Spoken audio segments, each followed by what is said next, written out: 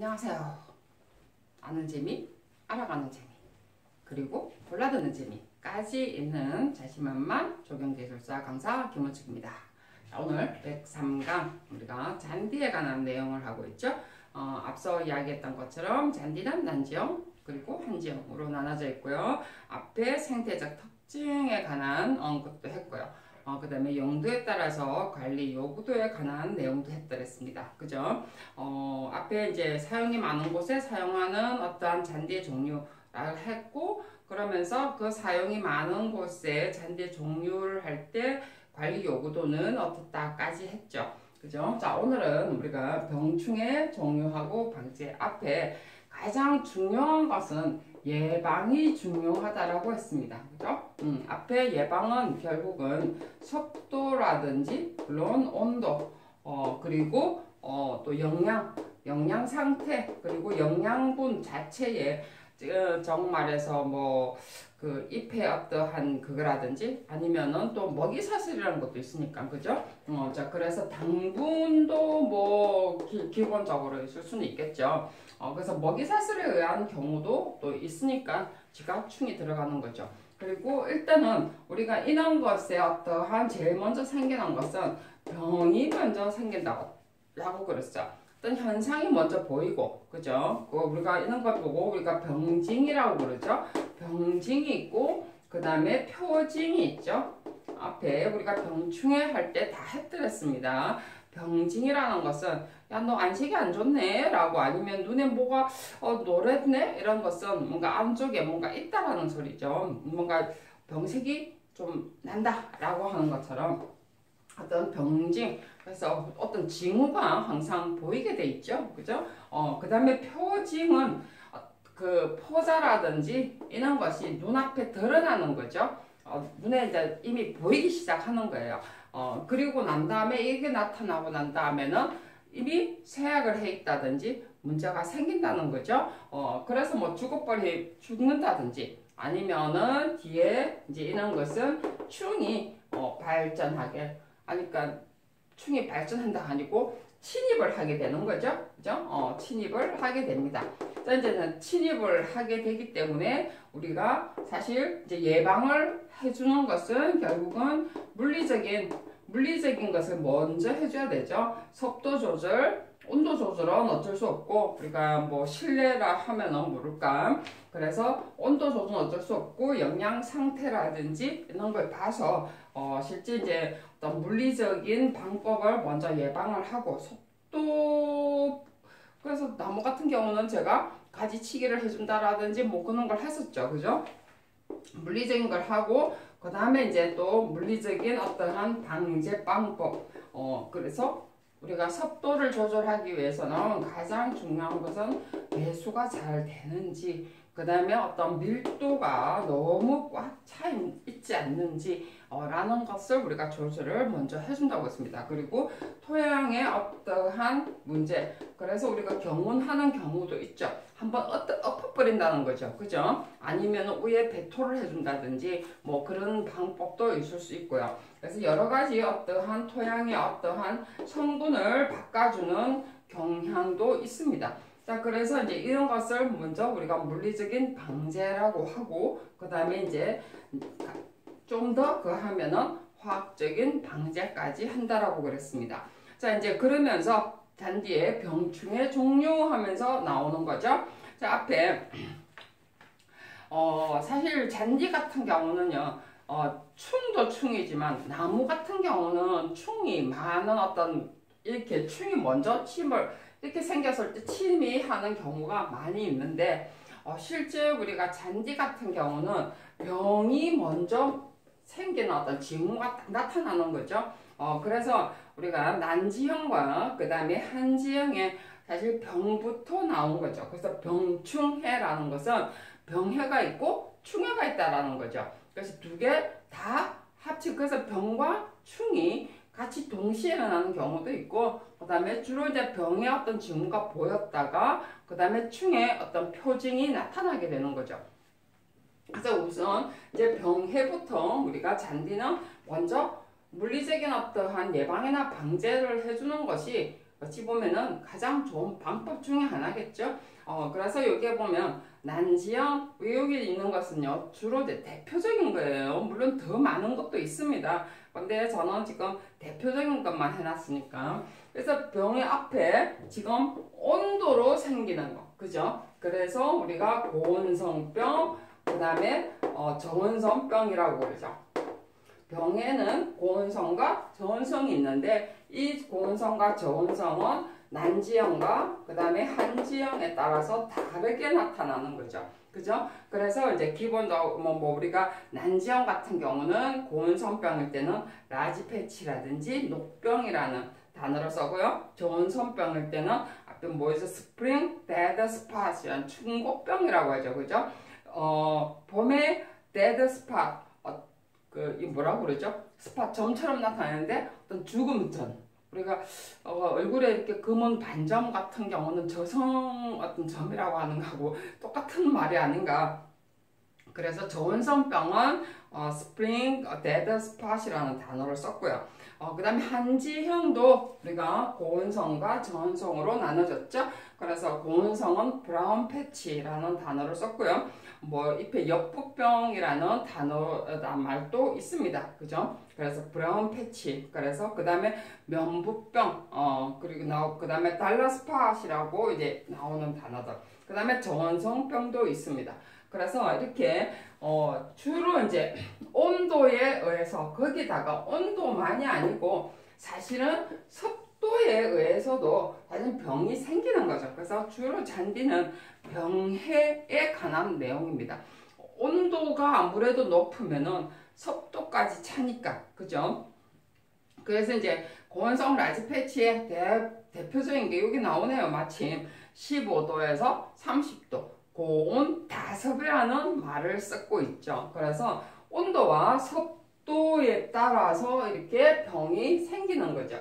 고온성, 저온성병. 그죠? 그래서 단지 난지형이냐, 한지형이냐 따라서 단어가 아니고 이런 병의 형태가 달리 나타난다는 거죠. 그래서 우리가 병 다니면서 치료하진 않지만 대체로 이제 이런 현상을 우리가 알 필요는 있는 거죠.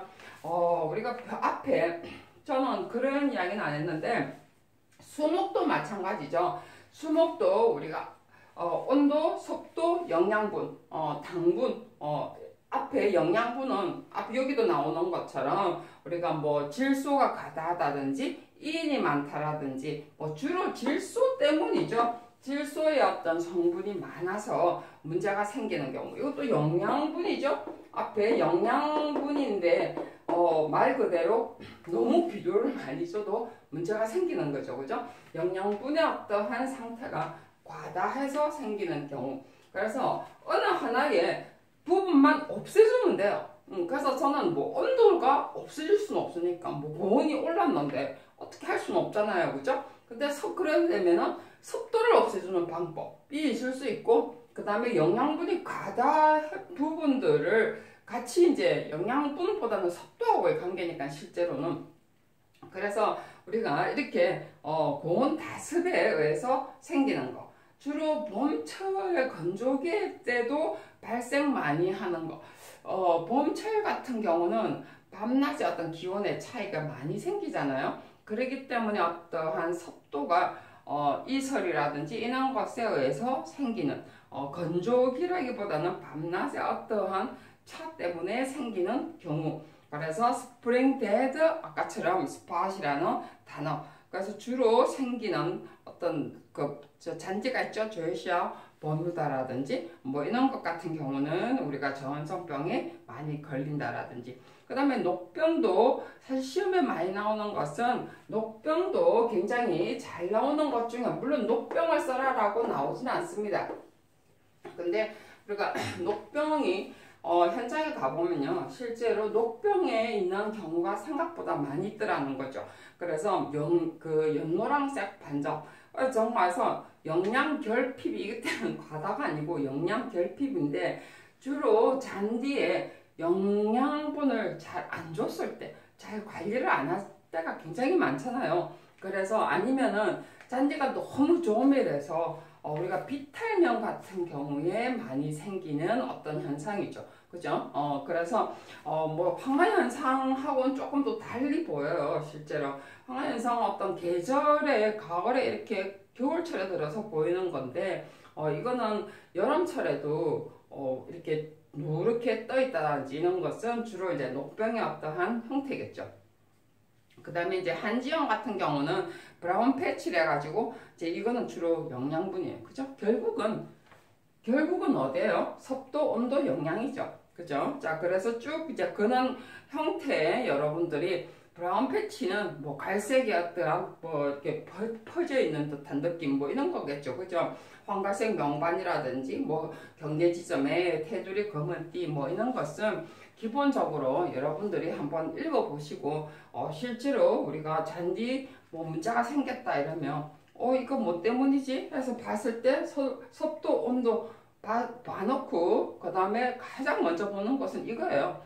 그 다음에, 정말 그것도 문제 없어. 이러면은 사실 상태를 봐서, 이거 영양분의 어떤 상태를 우리가 실제 가서 현장에서 한번 보고 자료를 찾는 거죠. 그렇기 때문에 여러분들이 뭐 어떤 질소가다고 뭐 경계 지점에 검은 띠가 있고 뭐 이런 것까지 여러분들이 한 번 정도 한 번만 읽어보시고 이런 것까지 막 머릿속에 넣으려고 애쓸 필요는 없어요. 그때 뭐 시험 칠 때 나오면 뭐 기억나면 적고 기억 안 나도 별 수 없고 그죠? 그래서 가장 중요한 거는 섭도, 온도, 영양 때문이다 라고 저는 기본적으로 저는 쓰게 돼 있죠. 그래서 이제 한지형, 뭐 난지형의 어떤 구분 방법. 그 다음에 이제 저온선병 있다고 했죠, 그죠? 그래서 안에 내용 저는 많이 안 적었어요. 여러분들이 아까도 제가 항상 이야기지만 여러분들이 더 궁금하시면 여러분 인터넷 찾아봐도 쳐보면 나옵니다. 그래서 그런 거 한번 보시고요. 그 다음에 이제 충해입니다. 이제 이렇게 있다가 지가 이제 자꾸 약해져서 쇠약해지고 해서 우리가 해충이 침입을 하는 경우가 있고요. 그 다음에 해충의 침입이 생겨서 이런 경향도 나타나는 경우도 있는데 주로 해충이 먼저 침입을 하는 경우는 없어요. 물론 나무 같은 경우는 해충이 침입을 해도 가장 쇠약한 나무부터 먼저 침입을 하게 돼 있습니다. 그렇기 때문에 그래서 거기서 번식을 해서 퍼져나가는 거죠. 그죠? 나무 자체가 건강하면은 사실은 침입을 해도 별 피해가 없어요. 다 번식을 하거든요. 어느 곳이든 벌레 없는 곳이 어디 있고, 그 다음에 어떤 바이러스 없는 데가 어디 있어요. 다 있긴 있는데 가장 중요한 것은 쇠약한 데서 먼저 온다는 거죠. 그래서 우리가 해충도 마찬가지죠. 우리가 잔디든 나무든 실제로 진딧물도 문제가 되고요. 그 다음에 개미도 문제가 되고 뭐 이거 우리가 모르는 사람 없겠죠. 그죠? 응애, 그 다음에 나방 이런 것은 전부 다 기본적으로 습도와 온도와의 관계죠. 어디든 잔디뿐만이 아니라 나무도 마찬가지죠. 그죠? 나무도 지금 개미, 진딧물, 노린재, 그 다음에 뭐 응애, 노린재는 전 잘 모르겠고, 이제 응애와 나방류, 그 다음에 개미와 진딧물은요, 항상 있습니다. 그죠? 자, 여기서 특히 잔디 같은 경우는 바로 지면하고 붙어 있어요. 지면하고 붙어 있기 때문에 실제 개미와 그 다음에 진딧물이라든지 이런 것 같은 경우는 섭도가 굉장히 많고 영양분이 있고 섭도가 있다는 것은 물이 있다는 거죠. 지가 마실 물이 있고 그 다음에 영양 상태도 좋고 그러니까 나무의 영양 상태가 있는 게 아니고 자기가 섭취할 수 있는 영양분이 충분하고 거기다가 먹이사슬까지 땅 밑에서 먹이사슬까지 지가 좋으니까 있는 거예요. 그래서 이게 이제 점점 많아지면 나중에 잔디뿐만이 아니라 나무까지 발생을 하게 되는 거죠. 자, 그래서 저는 여러분한테 화학적 방제 뭐 다수신이 어떻고 뭐 디프가 어떻고 그 다음에 뭐 수화제 뭐 이런 것은 제가 뭐 읽지는 않겠습니다. 어쨌든 유화제가 있고 유제가 있고 수화제가 있다라는 거 정도 그리고 앞에 이야기했던 것처럼 접촉성이 있고, 잔디는 접촉성이 있고 이완성이 있고. 근데 이제 이완성은 토양의 어떤 오염 때문에 실제 이완성을 쓰진 않죠. 그죠? 이행성 제초제라고 그러죠. 그래서 이행성 제초제는 사실은 토양에 어떤 오염 문제가 있어서 뿌리가 이제 흡수를 해서 해충을 죽이게 되는 건데, 어쨌든 그 이행성은 별로 우리가 잘 쓰진 않습니다. 그래서 이제 이렇게 이제 잔디에 관한 내용을 했고요. 다음 시간에는 이제 식생 콘크리트에 관한 내용으로, 주로 이제 콘크리트 제품에 관한 내용이죠. 콘크리트 제품으로 넘어가는데, 이제 뭐 다른 어떤 시설물에 관한 내용은 아니고요. 주로 우리가 식생하고에 관계되는 콘크리트 제품, 이런 것을 뭐 호환블록에서도 많이 쓰죠. 그 다음에 요즘은 옹벽 대신에 실제 식생 콘크리트를 좀 써놓은 경향이 있습니다. 그렇기 때문에 식생 콘크리트를 왜 쓰는가, 그리고 어떤 구조가 생겨서 그곳에 식생이 자라서, 자 근데 식생이 자라는 것까지는 좋은데 그것이 왜 우리가 도시에 그런 돈을 많이 들이면서 우리가 사용을 하고 있는가 라는 것을, 실제 공사비가 많이 듭니다. 자, 그래서 이제 그런 부분들 조경하고 연관해서 이야기를 할 건데요. 잠깐 이제 시간이 남아서 이야기를 하는데, 자, 이제 이렇게 하면서 앞에 우리가 관리하는 과정에서 방제에 관한, 해충의 구제죠. 해충을 구제한다고 해서 해충을 살리는 개념이 아니고 이제 나무를 구제하는 개념이죠. 자, 그래 이걸 보면은 기본적으로 우리가 해충 같은 경우는 계절마다, 그 다음 어떤 시기마다, 나무의 어떠한 종류마다 우리가 해충의 종류가 좀 틀려요. 그렇기 때문에, 그리고 발생하는 시기도 틀리고요. 그 다음에 앞에도 나온 것처럼 앞에 지가 어디서 기생하느냐, 그리고 또 어디서 겨울을 나느냐, 그리고 그 겨울을 날고 그곳에서 살다가 또 알을 낳고 죽으면 되는데, 요놈들이 거기서는 살았다가 딴 데 가서 놈들이 생활을 한다는 거죠. 자, 그래서 우리가 어디서 기생을 하고 있고, 그 다음에 지가 주로 어디서 생활하는가 종류도 틀리고, 그 다음에 같은 응애 종류라도 어디에 발생하느냐에 따라서 사실은 시기도 틀리죠. 그죠? 그렇기 때문에 사실 해충은요, 우리가 수종별로도 다르고, 그 다음에 어떠한 시기도 다릅니다. 발생하는 시기가 다릅니다. 그렇기 때문에 우리가 기본적으로 알아야 될 것은 해충의 어떤 생활사를 알아야 되는 거죠. 그리고 또 해충의 어떠한 침입의 어떠한 경로를 알아야 됩니다.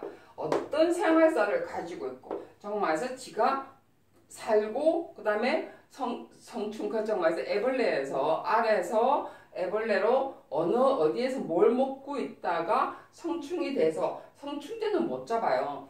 그래서 성충이 돼서 그 다음에 다시 어디다 겨울을 날고 그 다음에 알을 넣는가, 이것을 알아요. 그게 이제 해충의 생활사죠. 그죠? 그리고 또 침입의 경로를 어떻게 침입을 하는가 라는 것이 우리가 알아야만이 사실은 병충의, 우리가 해충의 관리가 됩니다. 해충의 어떠한 박멸이라 해야 되나요? 박멸은 할 수는 없지만 기본적으로 박멸해야 되는 거죠. 화학적 방제도 되겠지만 어떨 때는 잡아야 되는 경우도 있어요. 실제로. 그래서 그리고 침입 경로뿐만 아니라 어떤 형태로 나타나느냐는 거죠. 이제 이것 정도 우리가 기본적으로 앞에 나무마다 제가 넣어놨어요. 어떤 형태로 나타나느냐는 것은 병진과 표준이고요. 그 다음에 앞에 어디다가 지가 사느냐는 것은 기주식물이라는 단어로 제가 적어놨죠.